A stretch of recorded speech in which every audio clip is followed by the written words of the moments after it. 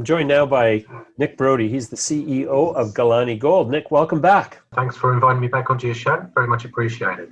Sure, Nick. So tell us, what's the latest on Galane Gold? You've got two operations, one of which is still functioning, and one of which might be going back into functioning. What's the status down there? Yeah, so look, we got the two assets. One's in Botswana, Mopani mine. That asset runs at around 30 to 35,000 ounces a year. And it's been designated as an essential operation by the Botswana government. There's still some discussions about how we work safely underground to minimize the transmission of COVID if it should happen. But we hope to be up in full operation again. We shipped 2,000 ounces last week, so we have cash in the bank and we're not too concerned there. We go to South Africa, we've got the Galaxy operation, which we were ramping up to a 26,000 ounce production. And we just started phase 2 to take it up to 60,000. The government declared that all operations had to cease, so we put that into care and maintenance. Today, they've just announced that we can perhaps go back to 50% production, but we'll have to look at that and see what that actually means and then make some decisions on how we do that. But I mean, the positive thing for me is, with the Galaxy operation, the way we structured it with very much variable costs rather than minimizing fixed costs, we can continue in care and maintenance there for a long while. It really won't affect us. And the Mopani asset is very similar, but obviously we would like to continue in operation and take advantage of these high gold prices. You bet. Okay, so it's interesting that Botswana considers you an essential operation while South Africa does not. How does that happen?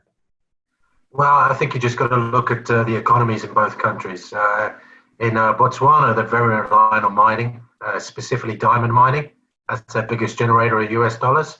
So if they were to stop mining, they would have serious economic issues for them. Whereas if you go to South Africa, they have other sources of revenue which they can rely on. Mm-hmm. Okay, and so what is going to be the long-term impact of suspension at Galaxy, and what are the long-term implications for Mopani? So look, for Mopani, hopefully we'll continue in operation. And if we can't, for whatever reason, we're unable to agree the protocols for working underground, then just putting it into care and maintenance means we'll lose, every month we're down, we'll lose perhaps 2,500 ounces. But as I've already alluded to, we're quite happy that we have enough funds in the bank to maintain ourselves in care and maintenance.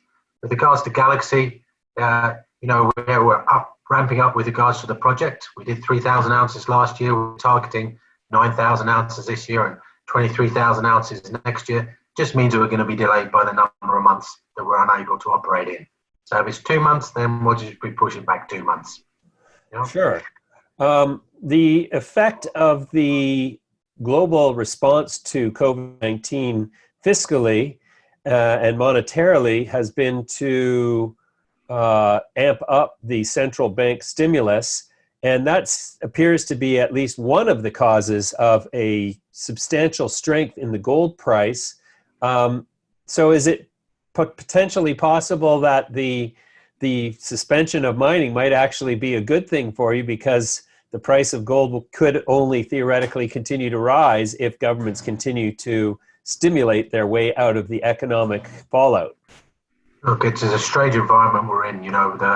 We only go back a year and depressed gold prices, and we're concentrating very much on reducing our costs, and that's where as a CEO, that's where I put all my concentration at. It's changed now to an environment where you're absolutely right. Gold price is going up, and I think we all see it increasing even further with that stimulus. Then yes, you're right. Not putting ounces out now and putting them out in a month's time might be advantageous to us. So we could see better cash flows from the ounces that we've got in the ground.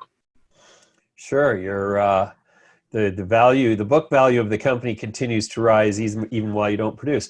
So then, what other sort of impacts are likely from the coronavirus, and what other opportunities might result as a result of the economic fallout? Look, we as an operation have built a very strong management team, and we were trying to build a pipeline of projects. Mopani was the first one. We turned it around. We made it more efficient. We transitioned into underground.